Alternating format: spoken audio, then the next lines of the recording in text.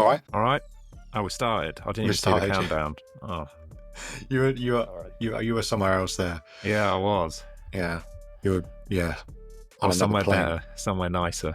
Somewhere nicer. And now I've been jerked back into this podcast. We're recording an excellent podcast in sunny Norwich. Well, we don't know that this one's going to be excellent. No, and we don't know it's going to be sunny for the listener. True. By the time it comes out. True. I just had a Rennie, and I don't know if it was off because it really didn't taste right. Oh, an off Rennie. I don't know. It was like Lenny. What's the? I was going to say statute of limitations. What's the like sell by on a Rennie? How long? I feel like they're like a post-apocalyptic thing where there will be cockroaches and Rennies at the end of things. But and if there are, it will taste like the one I just had. I've only got the foil thing, so I don't know. There's no, and it's not like taste best before or anything like that when it comes to Rennie. It's just does the job. Did you just like raw dog the Rennie, or do you take it with something? You don't take Rennie with something. It's not like when you're trying to give something to a dog and you have to like squeeze it into their treats. Yeah, that's what we should have done with you. Yeah, or like in the crevice of a Kit Kat. Yeah, yeah, exactly. Or like crumbled it up and like sprinkled it over. I have to do that with my dog. Do you? Yeah. Well, my dog's not regularly sickly enough that we have to give her anything. To be no offense to Olive, but yeah, I mean Olive is sickly enough. Not like flea stuff and shit like that, like the regular stuff. Oh, like wait, like regular food? No. So I think there's like a once a month flea thing we put in her food or something. Oh yeah, no, we do the back of the neck liquid, which is horrible, by the way. Is it? Yeah, because then I forget and stroke her, and then it's all over my hands. It smells really strong. Okay. Yeah, that's probably going to be there with the Rennie and the cockroaches at the end of the world then. Yeah, that's exactly it.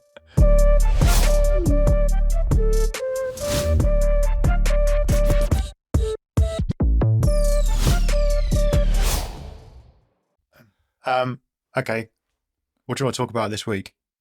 So we're talking about email design, which honestly, when you suggested it, I was like, well, we've already done that. And then realised that actually we haven't at all. And that feels like a bit of a blind spot. So so that's what we're talking about today. Yeah. I went through the episodes, not as in I looked at all the titles, and I thought we started off with like these ticking off like the regular normal stuff. And then for a little bit, we went a bit meta.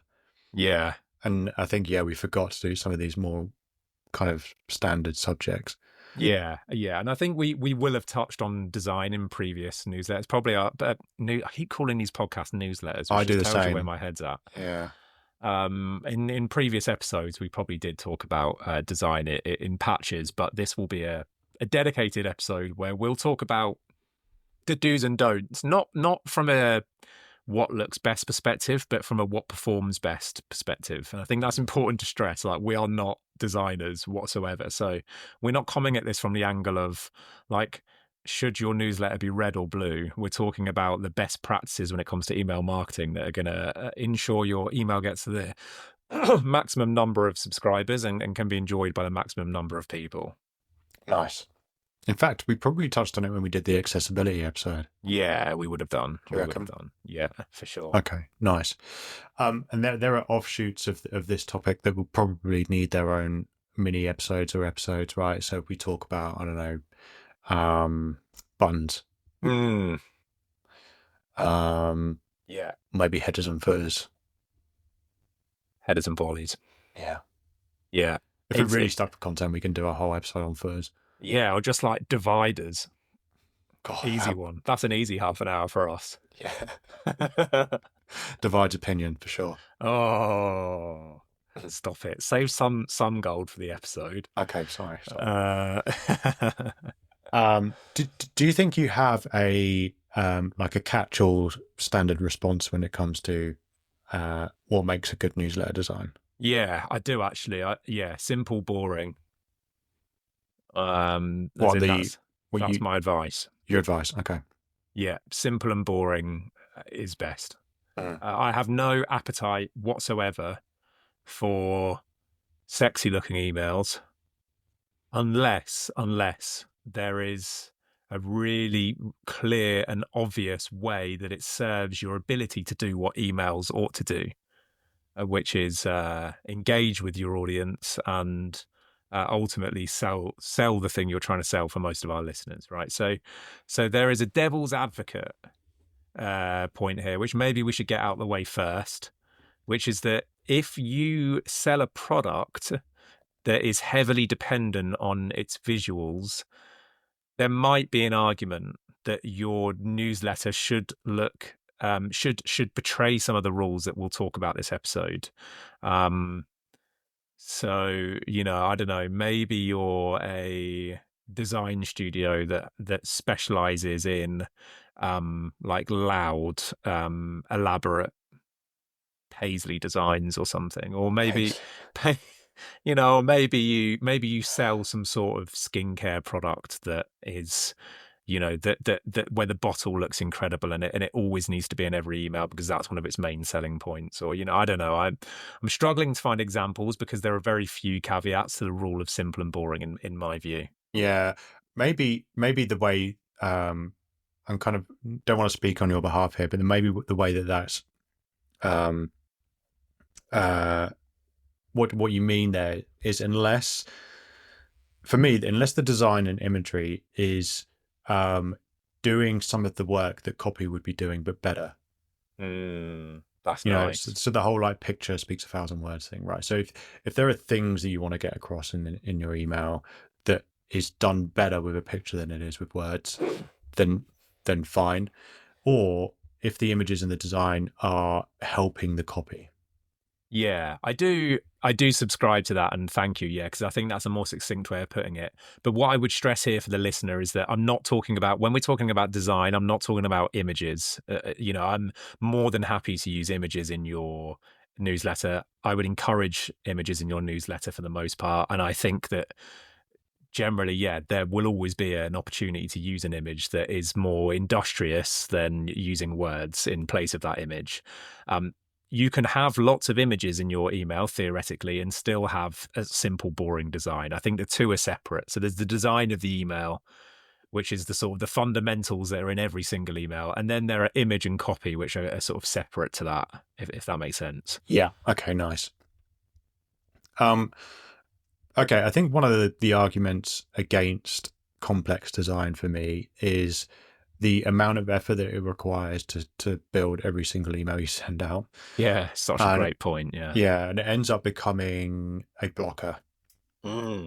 So unless there is a really good reason for you to be investing that amount of time into rebuilding every single email because your design is so complex, that actually simplifying it down so it doesn't serve as a blocker to getting your newsletter out or your campaigns out more regularly. And I've got two examples for that, right? The first example is let's do e-commerce first. So if you're an e-commerce or a consumer-facing business, there is a tendency for those kind of businesses to use all image emails. Now, James, you'll have a lot to say on accessibility when it comes to using all image emails, because that's a good topic for you right now. For me, the point that I want to illustrate at this time is that by using an all image email, you are signing yourself up for having to redesign something every single time you send an email. So it's a really intense cycle of building these, designing them, building them, and sending them out. The plus points of that are that they tend to like look nicer to the reader, I would say, as from an objective standpoint, not from a performance standpoint. I would say they look better, and I think some of the reasons that they look better is because you have more freedom to use design elements, but also you keep your fonts, your brand fonts get protected, because if you're using a native text field when you're designing an email, it will get defaulted to a web safe font, so you don't get your brand font. So those are the plus points, but for me the negatives far outweigh the positives when it comes to that. So the email is less accessible, it's less likely to be performed properly across the range of devices and inboxes, and unless you're this kind of multi-site corporate huge company who has its own marketing and design function where you can start to churn these out multiple times a day, it's a blocker because you're asking too much of yourself to get these things built and sent out. And the other example is for B2B newsletters. Now, B2B newsletters are much more idea and thought leadership led. And those things are best imparted through copy. And I think we should be asking ourselves the question, how could I be more clever with my copy, before we ask ourselves, how can I be more clever with the design of my newsletter? And so, putting more effort into what you're saying as opposed to how it looks is far more important in B2B newsletters. Yeah, I would say, and for B2C as well, in nearly every case, what you're saying is way more interesting, because there's a time and your place, right? There's a time and a place for visuals when it comes to the product that you're selling. Like, if you're a successful e-commerce store, you're going to have an Instagram, you're going to have TikTok, you're going to be active on all of these channels. Email is not the place to. Email is not a visual platform, right? It is not the place to be sharing the best and brightest of the pictures and videos that you've taken of your product. It is the place to get the message across. It's the place where you build your brand. It's the place where you amplify promotions that you might be having on your website, and it's a place for sort of building up that brand loyalty and creating fans of your products as opposed to just consumers of your product. That's what emails are really good at. It is not good at showcasing how beautiful your product is. And so it needs to be viewed through the lens of the stuff I've mentioned, and not through the lens of, here's another way for us to show everyone how beautiful our product looks. So just to be really clear with what Jamie's talking about there, because when you say all image emails, what we're talking about is not an email just full of loads of pictures. We're talking about opening a Canva file, for example, building your email on Canva. So writing text, creating text boxes, creating headers, inserting buttons, all of that stuff, and literally just exporting that Canva file as a PNG, putting it into an email and pressing send. And that's what Jamie's talking about there. So they are, as Jamie's already alluded to, terrible for accessibility. And that's because email service providers get the image through any tool that someone might be using in order to read email text, to magnify email text, to read it out on loud, for example. Sometimes people with accessibility issues have to change the font. There are fonts, for example, that are more friendly for people that have dyslexia. So all of these tools that depend on the fact that they're able to extrapolate text from an email can't be used, because all those tools are getting is an image. So that's the main reason for why these are a problem from an accessibility point of view. They're also just awkward to zoom in on. You can't, if you want to include links in your email, it becomes a lot more difficult because you have to hyperlink the whole thing. So that also makes it challenging and often inflates your click rates because people accidentally click it.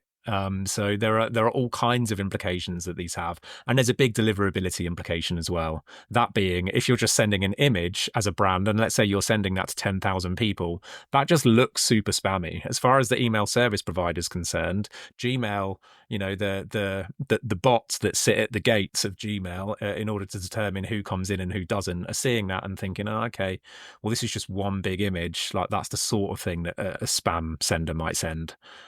So it doesn't look good from their perspective either. They're not able to pick up on keywords in the email that might be a green light as far as these spam filters go. So it looks proper dodgy for them too. Yeah, I think the other thing is it's less likely to be changed to be optimized for dark mode as well, because it'll be an image, right? And in dark mode it won't change. So if your image has a white background, for instance, it won't change that white background of the image. Yeah. Whereas if it was like a native field, it would change it. Yeah, exactly. And dark mode isn't just let's not forget, dark mode isn't just a preference. I mean, I use dark mode because I want to. Some people have photosensitivity that means dark mode is essential if they're going to consume digital content. So it's important. Yeah, and if you're not sold on why accessibility is important, just go back and listen to our accessibility episode, because it's more important than you think it might be. Yeah. Okay, so if we break down, should we break down what a design should include? If we think about what a good one looks like, and if we think about, let's just take a newsletter as an example in this instance. Yeah, because there is an in-between, right? Between like these all-image emails that are fancy and have all of these fancy fonts and whatnot. And then the other extreme is the plain text email, right? The one you get from your work colleague or your grandma that's literally just like a letter. And most newsletters fall somewhere in between those two extremes. I would say I'm much more inclined to be closer to the plain text than I am the all-image one. It's hard to be too prescriptive when it comes to how a newsletter ought to look, because so much of it is dependent on the content that you're sharing. If you send out an incredibly short newsletter every week, for example, then that is probably more conducive to a simple format. Because there isn't so much pressure on one individual email to carry huge amounts of information, because you're emailing every week or maybe even more regularly. And so therefore you can get away with including less. And as such, your design ought to be more simplistic. If you're sending every month and maybe you need to cram in more information, there might be different sections in your newsletter, for example. There might be more onus on a design to ensure that there's clear distinction between those sections, between those pillars of content. So maybe if you're a business sending once a month, you have an intro, you might have a case study in there and testimonial, you might have some value that you're offering as well. You might also have a little section that talks about the kind of inner workings of the business, like the things that you've been up to or the events that you're attending. Maybe there's a blog post you want to share in there. So the more stuff that goes into a newsletter, I would say the more important it is that design works for you and not against you. And of course, then there are lots of offshoots here. So let's say, for example, that you are a software business and you've created a welcome flow where once somebody subscribed to your newsletter, they get instructional newsletters on how to use different elements of your platform. That's a great way of using a newsletter, but because it's educational and because it involves presumably having to show and not just tell, there may be more of a need for images or videos. Generally, we don't encourage videos in newsletters. To be crystal clear, you cannot embed videos in newsletters. Well, technically you can, but Gmail won't allow them through, and lots of other email service providers won't allow them through. So instead, what you have to do when you're sharing a video is link to a video that's hosted elsewhere.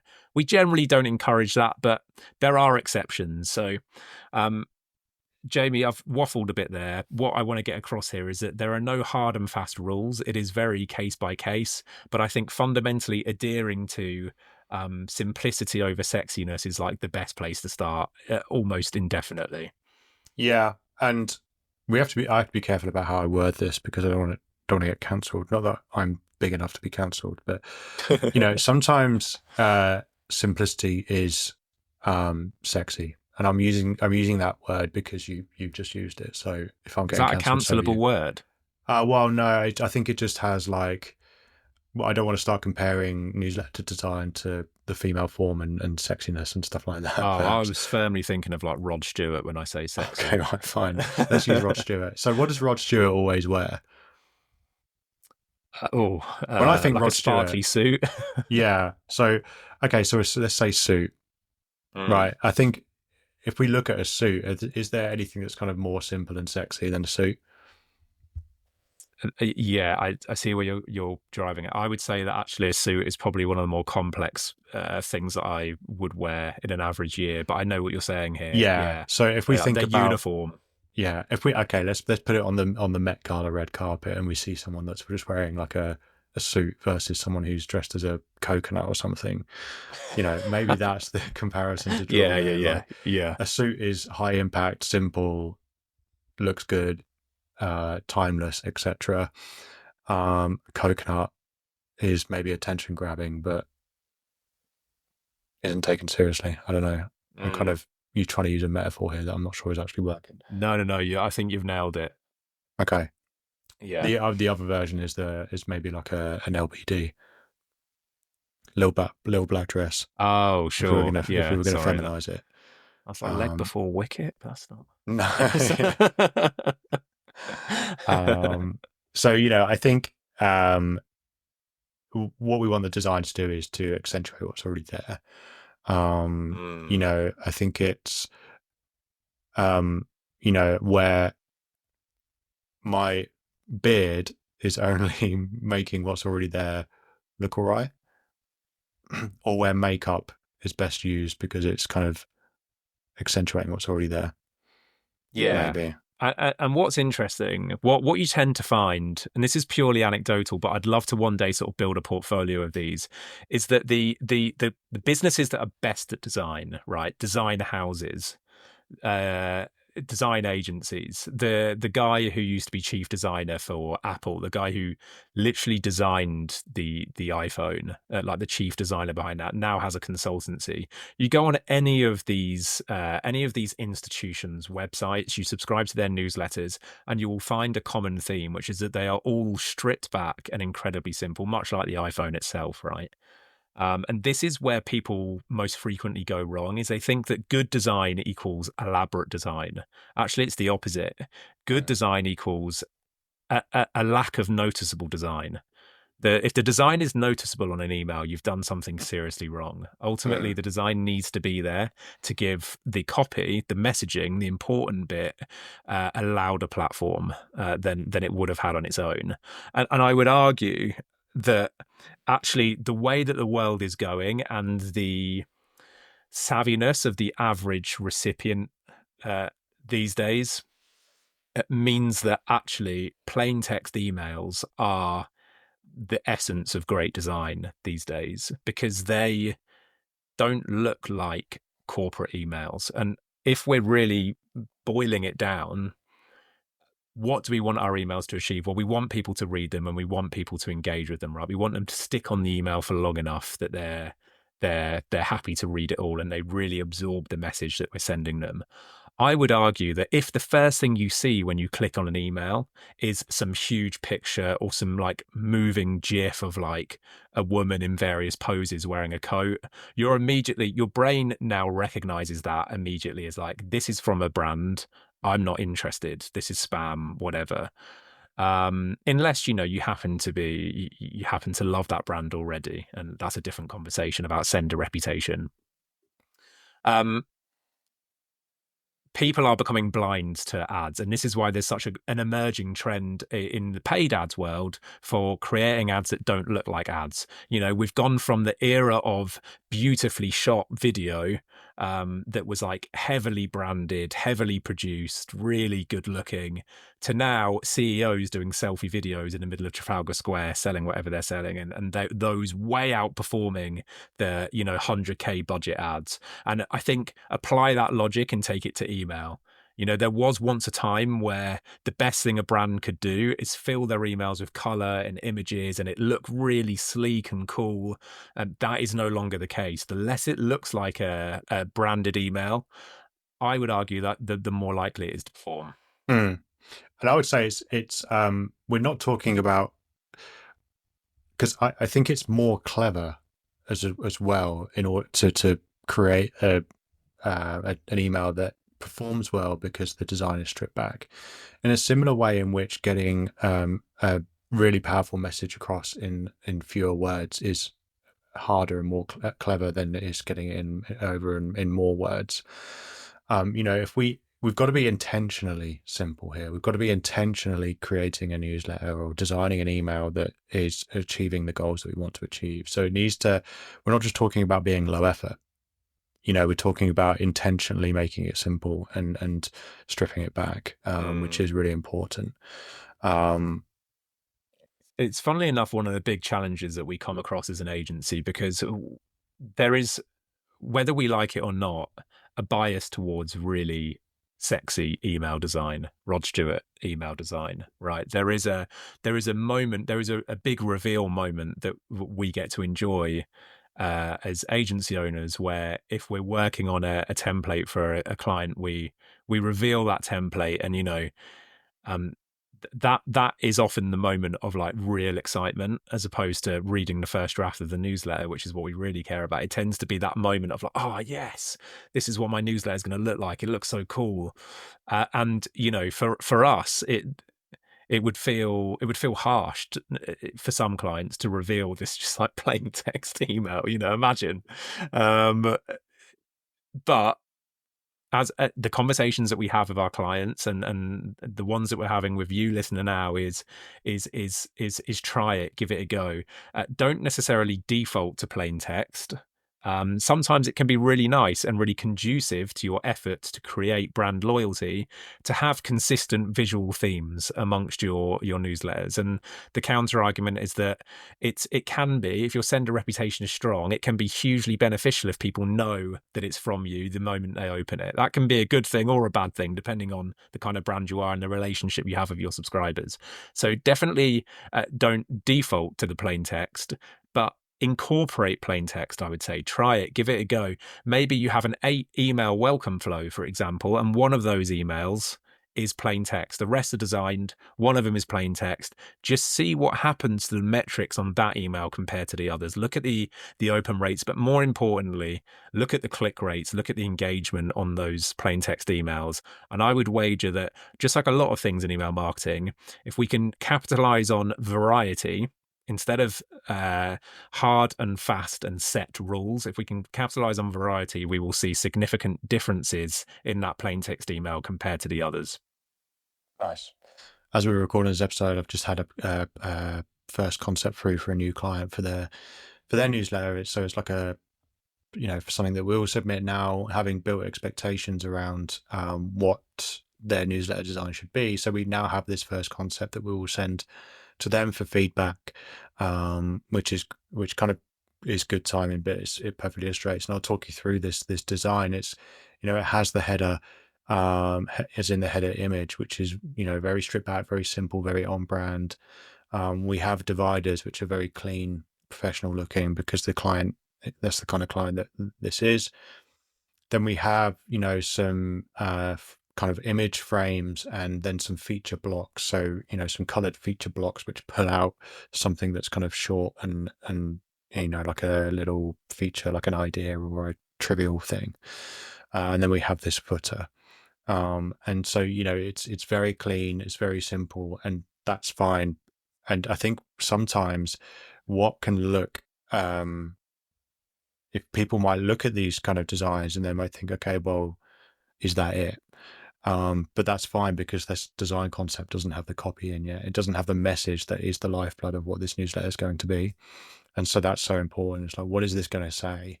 And so if we say that design needs to carry the message and the design serves as a backup function to the copy, if the copy's not in there, then we just have someone on stage playing bass, which isn't that interesting. But if you put vocals and a lead guitar on top of that, then it is interesting. So yeah, good timing, that was all. But yeah, nice. Should we hot take very quickly and then wrap this one up? Let's hot take. Yeah, cool.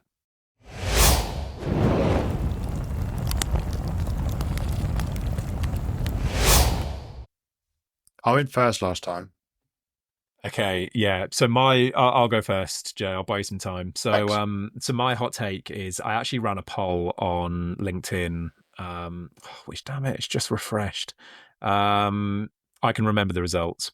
So I ran a poll on LinkedIn about 4 months ago asking about this exact thing. I said, would you prefer to read an email that is completely plain, boring, no design whatsoever, or a super sexy, lovely, elaborate design?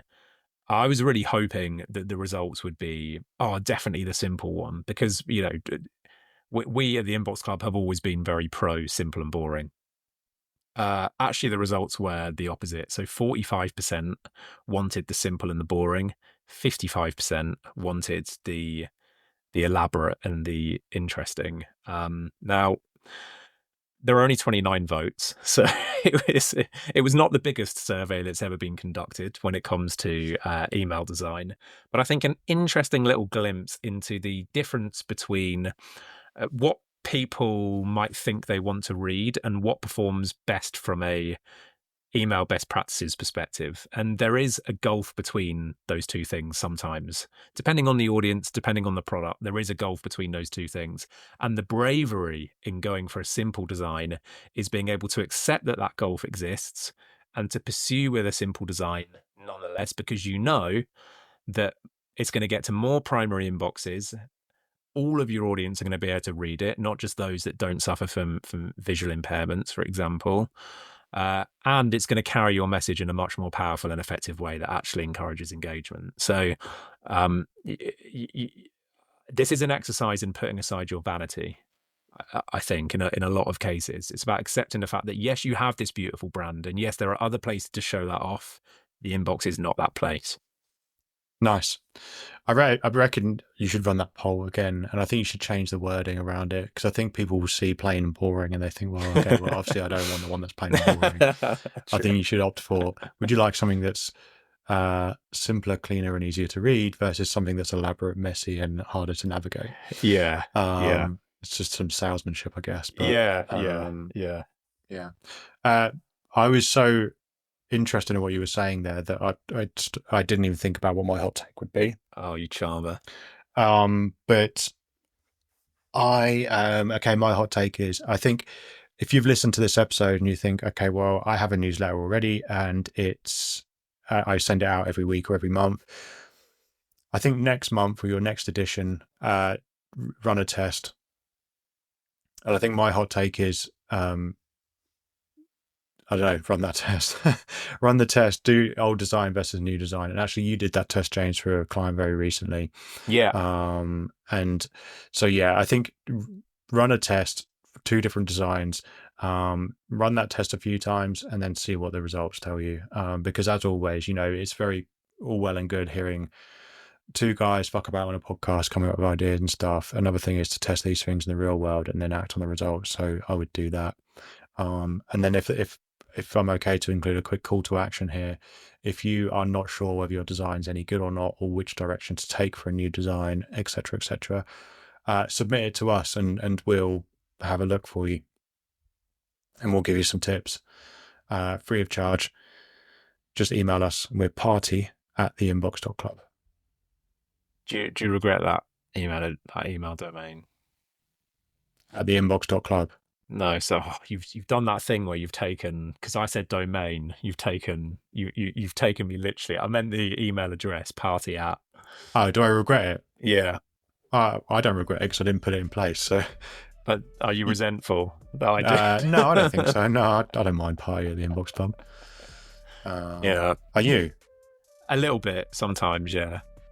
Sometimes I wish I'd just gone something a bit more conventional, like hello or whatever. But well, we can change it. I probably had a few San Miguel's or something when I.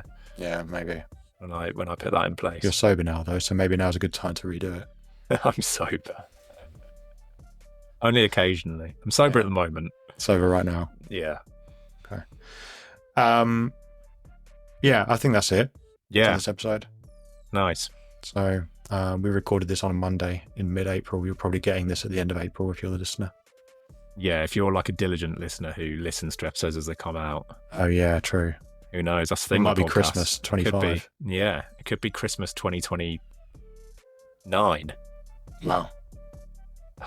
Feliz Navidad. I backed myself into a corner then by saying 2020, and then realised I could only go 4 years ahead, and not, yeah. I want it to be like 2089 or something. But well, 4 years is a long time. Who knows what could have happened by then? Yeah, true. Anyway, probably both be dead by then, Jay. Do you think? Well, I don't know. Well, you won't be. You're sober now. True. You were heading that way at one point. But... The way you're going, mate. Yeah. Right. Okay. Thanks for listening. All right. Thanks. Bye. Guys. Bye.